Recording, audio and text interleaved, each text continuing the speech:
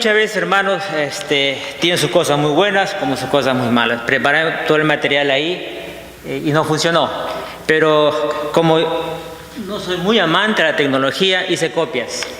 Así que los repartí, preveyendo, porque ya he visto pastores que se preparan todo y se quedan sin nada, porque por algo le entró un virus, el enemigo lo atacó, lo que sea, no funciona. Así que ahí tienen la guía más o menos que le pueda permitir de una u otra forma guiarnos y no perdernos dentro del contexto.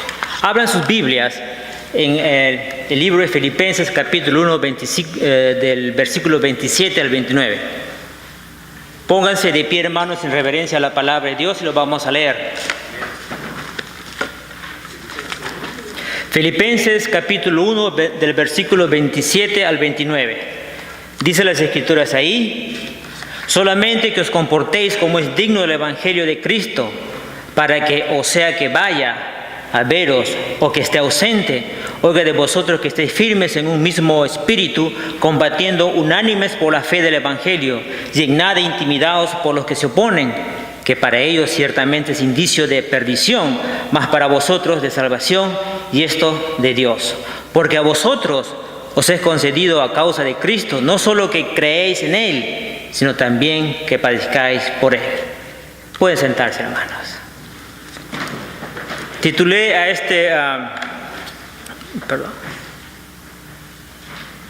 esta predicación la conducta del creyente.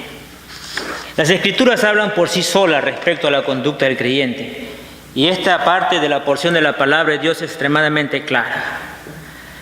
Pero antes de entrar de lleno a la pregunta ¿cómo debe ser la conducta del creyente?, el asunto aparte de la introducción, ¿cuál es nuestra identidad como creyentes? ¿Qué es lo que somos nosotros realmente? ¿Nos hace buenas personas tener un título universitario?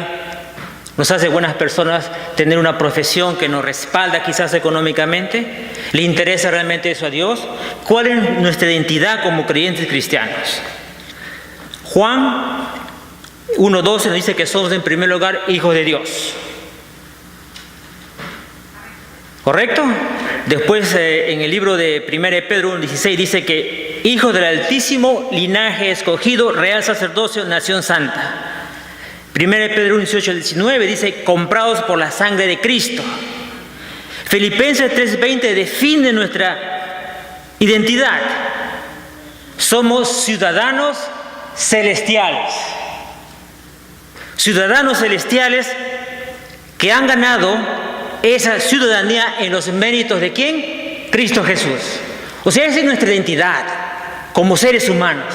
Como cristianos creyentes, nuestra identidad está basada en lo que Cristo hizo y por consiguiente Él nos dio la ciudadanía celestial. Visto de esta manera, entonces podemos entender que el cristiano, ¿verdad?, que nuestra identidad no está definida por el lugar que vivimos, donde nacemos, donde emigramos, o el color de nuestra piel, o nuestro grado de educación, nuestra condición social. Nuestra identidad está definida única y exclusivamente por Cristo Jesús. Somos pues hijos de Dios, ciudadanos celestiales. Entonces, como ciudadanos celestiales, nuestra conducta tiene que ser aquella que refleje el carácter de Cristo. Nuestra conducta debe reflejar el fruto del Espíritu Santo. ¿Cuál es? Amor, gozo, paz, paciencia, benignidad, bondad, fidelidad, mansedumbre, dominio propio. El cristiano que refleja el fruto del Espíritu Santo me habla de una vida de santidad, de una vida de santidad. Y como está escrito, sed santos porque yo soy santo. No es una opción, es un mandato. Y dice en 1 Pedro 3:15, sino santificad a Dios, el Señor, en vuestros corazones. Dicho esto, quiero que mantengan en sus mentes que somos ¿qué? Ciudadanos celestiales, ¿verdad?, en los méritos de Cristo. Ahora viene la pregunta: ¿cómo debe ser la conducta del creyente cristiano? Punto 1. El comportamiento del cristiano refleja su relación con Dios. Cuánto lo ama, cuánto lo obedece.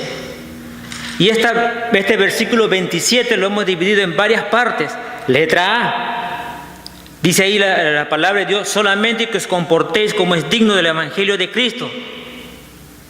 Solamente es una palabra que en lo original, que es griego, se le coloca al principio de la oración, del texto, para dar énfasis en resaltar el pedido. En términos simples, cuando nosotros reclamamos a nuestros hijos o le llamamos la atención, normalmente siempre decimos, solamente quiero que me obedezcas. Algo así. Pablo está diciendo eso. Pablo quiere que la vida de los filipenses cristianos reflejen el Evangelio de Cristo. En Filipenses 2:25, eso es lo que Pablo quiere. Para que seáis irreprensibles y sencillos hijos de Dios sin culpa, en medio de la nación maligna y perversa, entre los cuales resplandecéis como luminares en el mundo, reteniendo la palabra de vida, que yo pueda gloriarme en el día de Cristo, que no he corrido en vano ni trabajado en vano. Es lo que quería Pablo, es lo que Pablo le reclamaba y le decía a los hermanos filipenses de aquella época. Y recuerden, esta iglesia era la menos problemática, no era una iglesia como la de Corintios, totalmente carnal.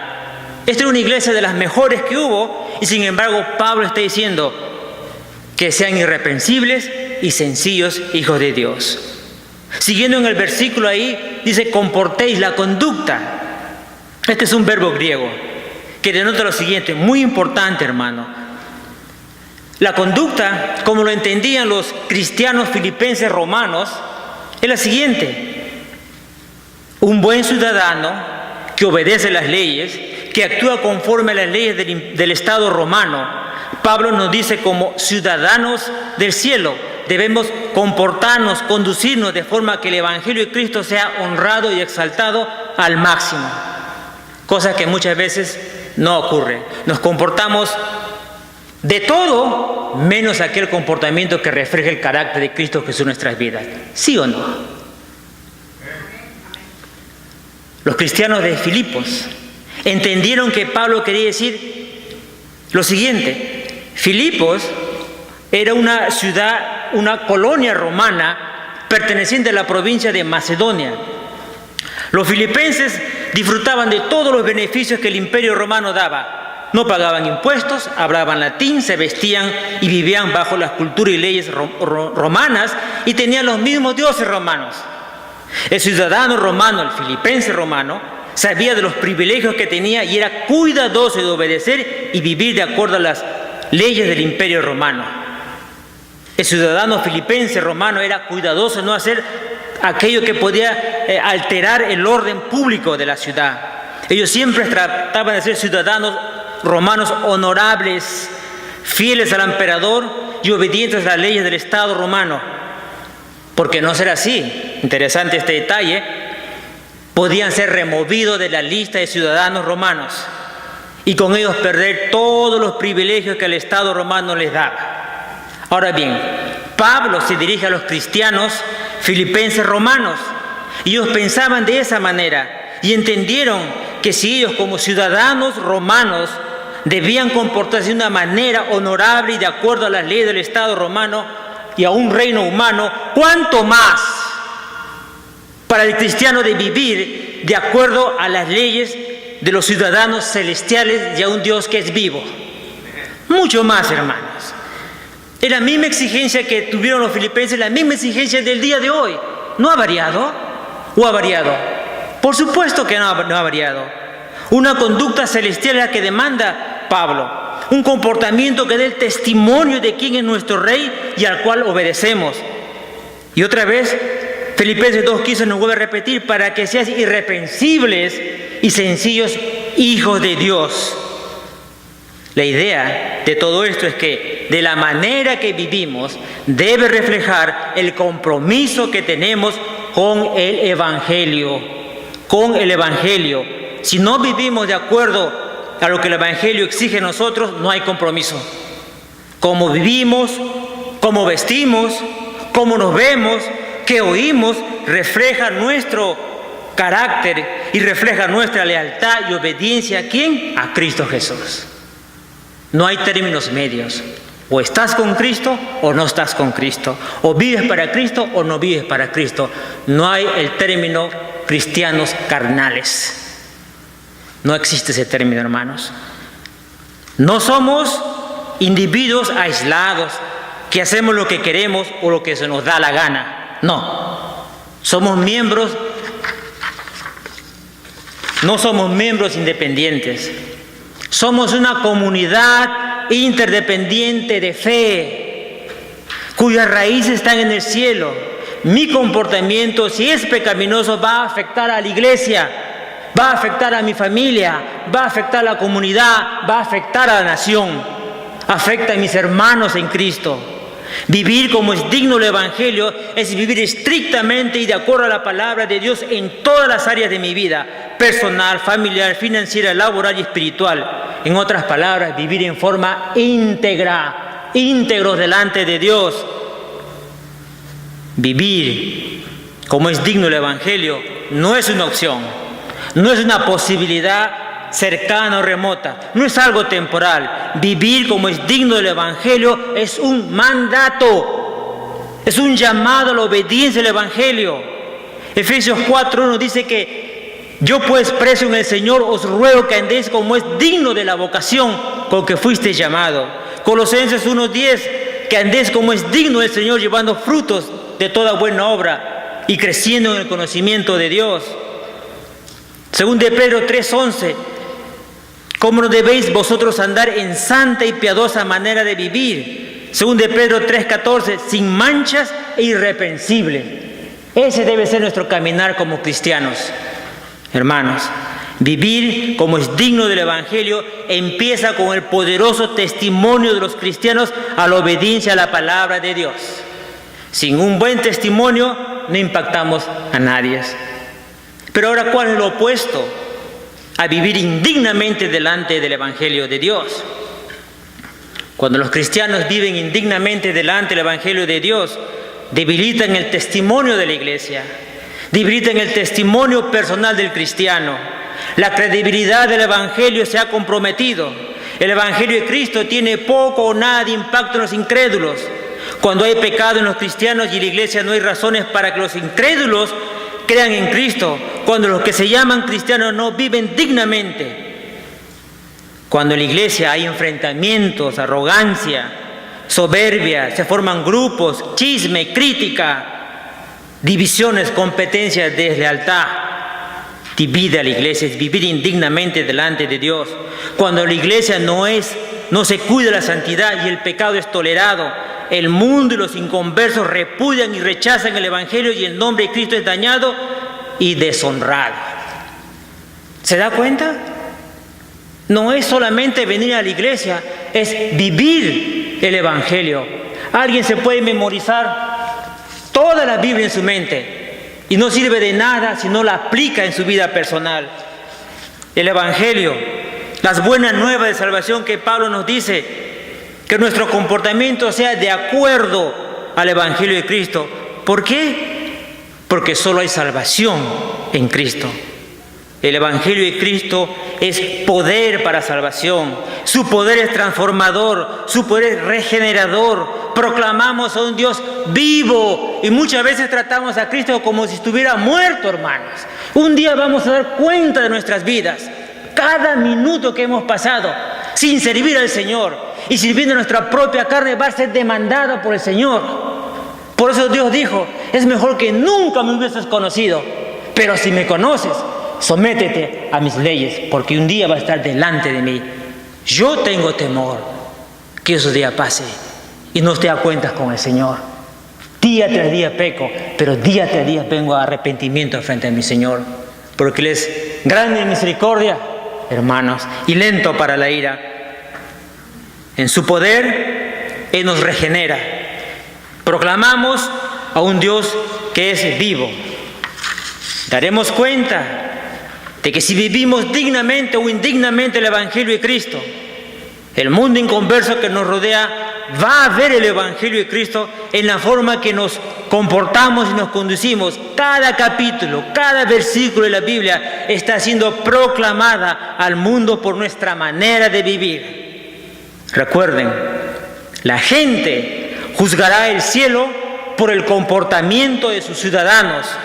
Nosotros somos esos ciudadanos celestiales y representamos el Evangelio de Cristo, no solo en la iglesia, pero afuera. La gente nos va a mirar y tenemos que hacer distinción del mundo. Si no nos distinguimos del mundo, no porque pretendamos ser santitos, sino porque la santidad del Señor fluye en nuestra vida entera. La luz somos nosotros y allá está la oscuridad. Punto B. Seguimos en el versículo 27. Para que sea que yo que vaya a veros o que esté ausente, oiga de vosotros. Pablo era un hombre preocupado. Pablo amaba entrañablemente a la iglesia y sabía que era cuestión de tiempo que la iglesia iba a ser infiltrada por los lobos rapaces de afuera y aún de adentro de la congregación. Se van a levantar falsos maestros que arrastrarían a otros al pecado con un falso evangelio. Hechos 20, 29 al 30.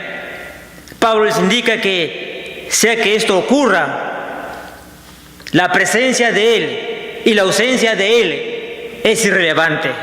Lo importante es que los filipenses debían mostrar su confianza en el Señor. Nosotros debemos siempre no mirar al pastor humano, porque somos imperfectos, llenos de errores, pero debemos mirar ¿a quién? Al pastor de los pastores, al príncipe de los pastores, Cristo Jesús. Él no falla, hermanos.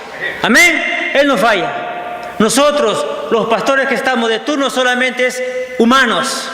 Fallamos, erramos. El cristiano maduro debe amar a su pastor humano, pero su amor debe estar por encima, mirando al pastor de pastores, nuestro amado Señor Jesucristo. Amén. Punto C. Oiga de vosotros que estáis firmes. Interesante este término, firmes. La palabra firmes viene del griego esteco, que se refiere a mantenerse inamovibles en un lugar aún a pesar del peligro. La palabra firmes es mantenerse juntos, describe una formación militar romana en los campos de batalla. Habrán escuchado ustedes las falanges romanas. El ejército romano estaba formado por miles de hombres, pero formaban cuadros de 100 hombres alrededor, con muchos hombres por dentro y todos cubiertos con sus escudos grandes, y avanzaban y destruían los demás ejércitos. Esa es la idea. La palabra firmes es una palabra militar que se refiere a un soldado que está defendiendo su puesto o posición a toda costa, aún al punto de sacrificio. Firmes. Estáis firmes, dice el apóstol Pablo. Es un llamado al cristiano a predicar la palabra de Dios y solo la palabra de Dios, sin importar el costo personal. Aún este costo personal puede ser su propia vida. Estar firmes, inamovibles, irrenunciables contra el enemigo, Satanás, el falso evangelio, la injusticia, el pecado. Filipenses 4:1 nos habla que estad firmes. Primera Tesalonicenses 3:8 dice firmes en el Señor. Romanos 14:4, Cristo nos da la firmeza. 1 Corintios 16:13, esforzados en estar firmes. Efesios 6:11, 13, la armadura de Dios para resistir firmes en el día malo. El mundo físico, el mundo espiritual, el mundo maligno está en contra de la iglesia de Cristo. Los cristianos somos soldados del Señor. Y en consecuencia, la única manera de estar firmes en defensa del Evangelio es usando la armadura de Dios. ¿Por qué? Porque no tenemos lucha contra sangre y carne, sino contra principados, contra potestades, contra los gobernantes de las tinieblas de este siglo, contra huestes espirituales de maldad en las regiones celestes. El enemigo es poderoso, ciertamente lo es. Y por eso Dios nos manda a la batalla espiritual con su armadura. Es una orden. Efesios 6:13 dice, por tanto, tomad toda la armadura de Dios para que podáis resistir en el día malo. Y habiendo acabado todos, estad firmes. Toda la armadura de Dios es para defenderse. Pero hay una excepción. Y la excepción es, y toma la espada del Espíritu, que es la palabra de Dios. Efesios 6:17b. La firmeza del cristiano viene de estudiar y de obedecer la palabra de Dios. No hay otra. Usted puede venir a la iglesia todos los días, 5 de la mañana y orar todo el día, dar, no el diezmo, el 50% de su salario. Pero si usted no estudia la palabra de Dios, usted no está creciendo espiritualmente. Es fácil para nosotros los cristianos volvernos ritualistas. Solo venir a la iglesia porque tengo que ir.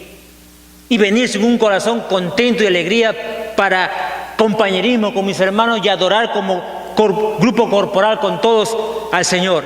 Eso es fácil y no hace ninguna diferencia con lo que a veces llamamos los legalistas o los ritualistas o los católicos. No, podemos ser mucho más nosotros. Por eso es cuidadoso tener que la firmeza del cristiano viene de estudiar sistemáticamente la palabra de Dios, hermanos. Tiene que usted exponerse todos los días a la palabra de Dios, meditar la palabra de Dios, y la palabra de Dios va a trabajar en su vida para obedecer el Evangelio de salvación. La vida cristiana no es un lugar de tranquilidad, no es un parque recreacional, no es Disneylandia, no es Magic Mountain, no es un lugar de paz. No es un estado de risa y de contentamiento siempre. No es así. Por el contrario, la vida cristiana es un campo de batalla espiritual. No hemos sido salvados para llevar una vida fácil y confortable. Hemos sido salvados y reclutados por el Santo Espíritu para el ejército de Dios, para proclamar el Evangelio de Jesucristo, el Evangelio de salvación a toda criatura, en cualquier lugar, en cualquier tiempo y a cualquier persona. Habrá tiempo, sí, de dolor, de lágrimas, de tribulación, de sufrimiento, y muchos cristianos van a abandonar los caminos de Cristo. Son desertores que no quieren luchar por la causa de Cristo. Aún más, en la misma iglesia, no querrán mantenerse firmes y armoniosos con los hermanos, y muchas veces por razones no bíblicas y solamente personales. Y en vez de estar unidos y firmes, quiebran la unidad de la iglesia, boicotean a la iglesia, sin importarles que la unidad de la iglesia es extremadamente importante para nosotros. Lo fue para Cristo. Si ustedes ven con cuidado en Juan 17:23 y Hechos 2:44, Hechos 4:32, van a encontrar la importancia de la unidad de la iglesia. Escuchen esto.